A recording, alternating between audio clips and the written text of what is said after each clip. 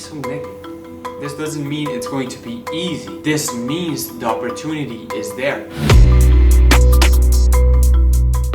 So guys, this is Neo from Chantum. A few days ago, I went through Reddit on the Realtor, community, and I saw interesting posts. So I said, why not make a video on it, right? So let's go through some Reddit posts and try to answer these questions live on camera. First post, and this is something every real estate agent goes through once in their life, in their business life. Today, I'm officially a realtor. Now what? I'm super excited to be in the game. I've set up with my broker and I will be on training wheels for the next few sales. What advice would you give yourself if you were just starting out all over again? What books would you suggest? What secret tool do you use now that you wish you had when you started? All right. I think this is the question that everyone really asked at the beginning, just trying to scale up as quickly as possible. I would say there's no tips and tricks, you're gonna learn really fast that your output is going to be regarded on your input. So first of all, get that mindset that there's no tips and tricks that are going to, just boost you, just go for it. Now that's on the side. I would recommend to you like Millionaire Real Estate Agent or $1 Million Real Estate Agent. Not sure what that book's called. I think that's a book every real estate agent reads, and just to get a perspective on how to position yourself, how to talk, it's a book for good insight. Books about sales and something like Influence, The Way of the Wolf, even Sell Like Crazy by Sabri Subi. Yeah, I would recommend that book as well, especially in the times that we're in right now, because everything is going to personal branding more than ever. You should really look into getting yourself out there. So yeah, I would say Sell Like Crazy by Sabri Subi is a must read. One comment from this post is, as you can see, Coda Dev said, now you can suffer with the rest of us. Why so negative? Why so negative? Why not give the guy just something really he can lean about? He was actually curious, right? All right, let's go to the next question. So, what to do if your neighbor is discouraging buyers? So basically he goes here on a little rant about how his neighbor is basically discouraging his buyers when the property is open for viewing, for showing. So what should you do? And I'll go through some comments here because they're very interesting. One of them said, Abati said, it happens all the time. It'll happen in open houses too. People who turn off buyers so they can scoop up the property. Warn your clients that this is what the neighbor is doing, and in the meantime get everything inspected that he basically tried to discourage. I would say the more attention you put on that neighbor, the worse it may get. Because if you're putting I'm exaggerating right now, but if you're putting a sign in your yard like neighbor here is portraying negatively, he's reacting negatively in regards of the real estate being sold, that alone will discourage the buyer from buying the property. My suggestion is, if you can avoid it, don't put attention on it.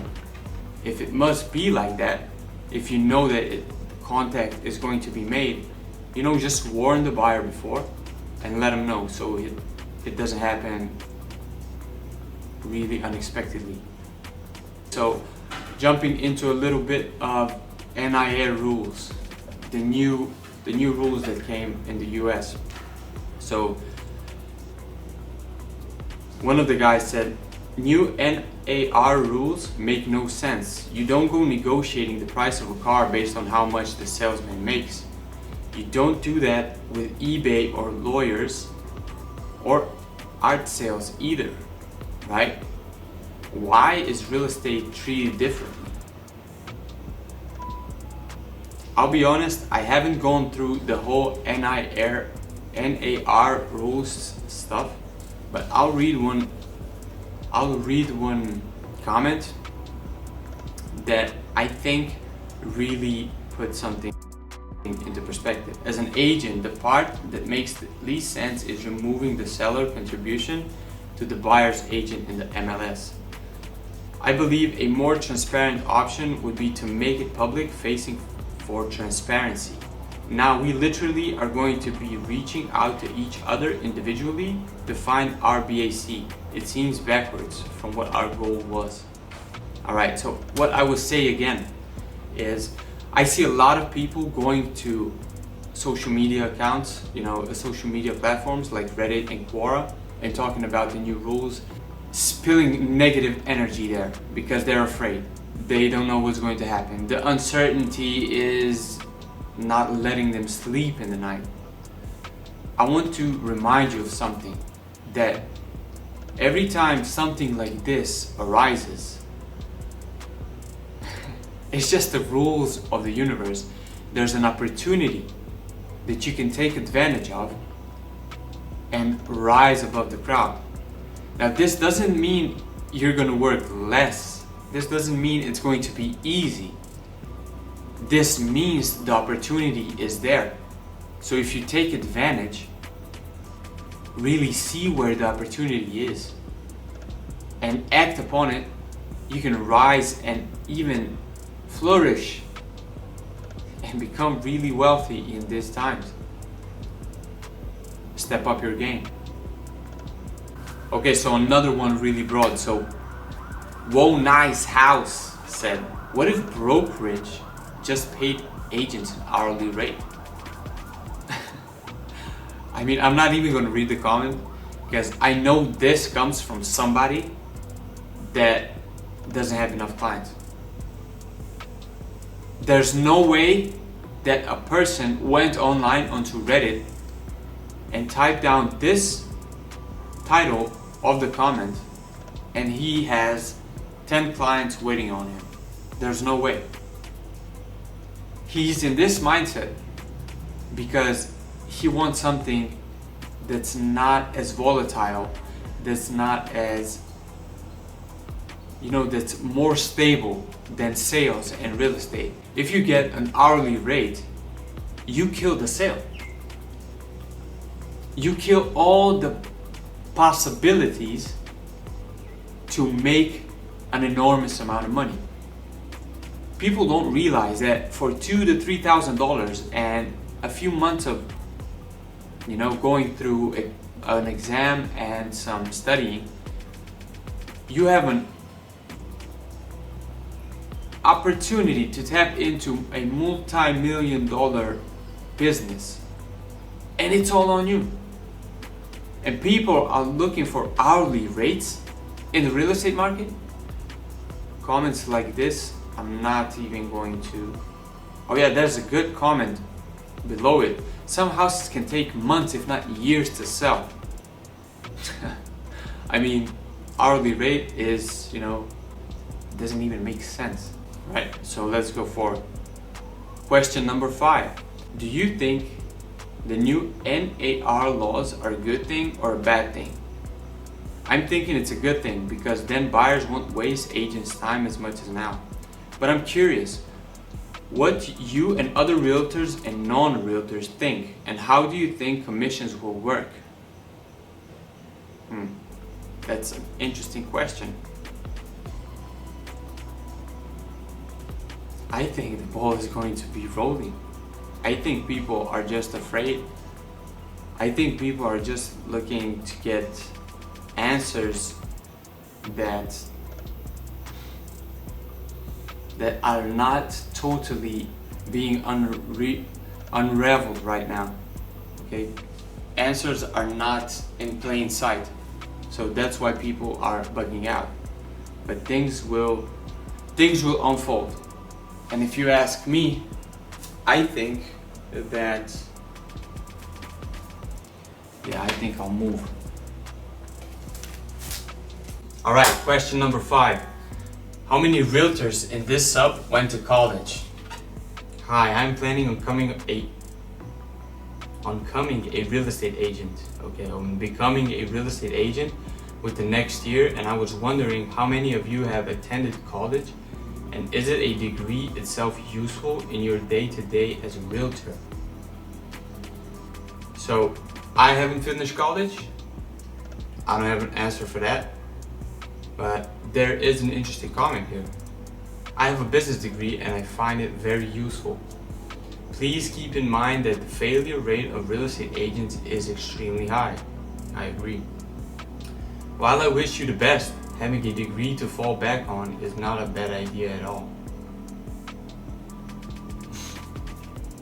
Green Simple said 50% are out after the first year and 83% are gone after 5 years. Terrible success rate in real estate. I agree. Why does this happen? There's so many new realtors coming in and real estate agents. Why does this happen? Why is the success rate so bad? I'll tell you why. Because real estate agents, when they get their paperwork signed, they officially become real estate agents. A lot of them have in mind that my brokerage will, my brokerage has my back, my mentor has my back. I'm set. All I have to do is close deals. I wouldn't say most of them think like this, but a lot of them wish it was like that. So when the rubber hits the road, right? When it's tough to get going, that's when they fall back on that belief. They fall back on, where is that? Why don't people take care of me, my leads and stuff like that? What realtors don't understand that you're not just a real estate agent. Let me explain what I mean. So first, you're a marketeer. Second, you're a lead generator. Third, you're a real estate agent who closes deals and collects commissions. And this is not only in the real estate space.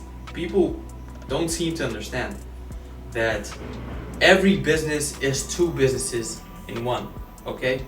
You do your service delivery, whatever you do, either you're a chiropractor or a dentist or a personal trainer, whatever you do. Okay, you are the guy that delivers the service. You package yourself that way. You are that person.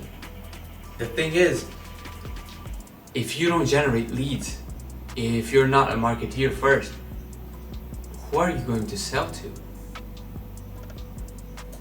Nobody. Next question.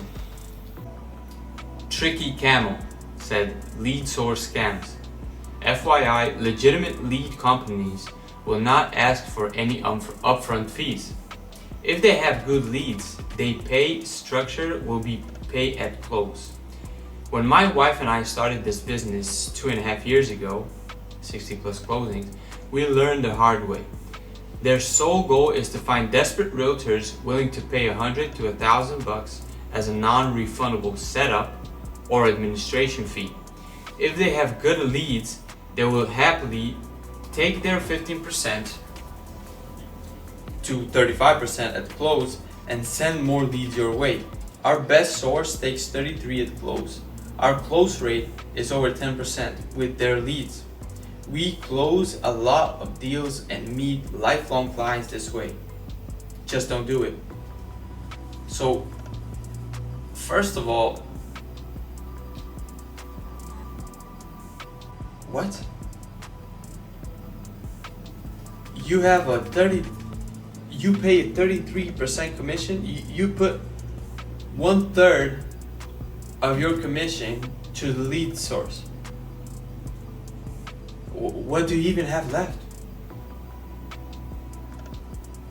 you have left of a already split up half a commission with the brokerage, and then you give 33% to the lead source, and you say that you close 10% of those great leads. How do you close 10% if they're great? You should be closing at a way higher rate, man. It sounds to me like they're not even pre-qualifying them. And I don't agree with the fact that you don't trust, these lead businesses, setting up an upfront fee, because it takes money to make people work for you. And I'm not talking about startup agencies. I'm talking about agencies that have people ready to do the work for you while you just put down the money and the machine gets rolling. That's the setup fee. The setup fee is the whole fee of getting you onboarded. That's reaching out to you, closing you, explaining everything to you, all the time that goes into getting you onboarded, getting everything through, and starting off, the ad campaign or whatever you guys structure. So that's the onboarding fee. It just boggles my mind how they take 33 at close. You should really look into some other agencies out there, because you can get a way better deal than that, bro. Tricky camel, you got tricked. I mean, I see that you're in the business for some time now. I respect that. However, if it's cool for you, it's cool for me, man. If you're new to the real estate game and you really want to grow fast, make sure you reach out to me, write down in the comments ebook, and I will send you my ebook that has all the tips, the tricks, the scripts, and even helps you create, ads that you can run for yourself and get at least some of that experience in, and hopefully some of the results on your own. Reach out to Chantum and speak to you soon. Much love.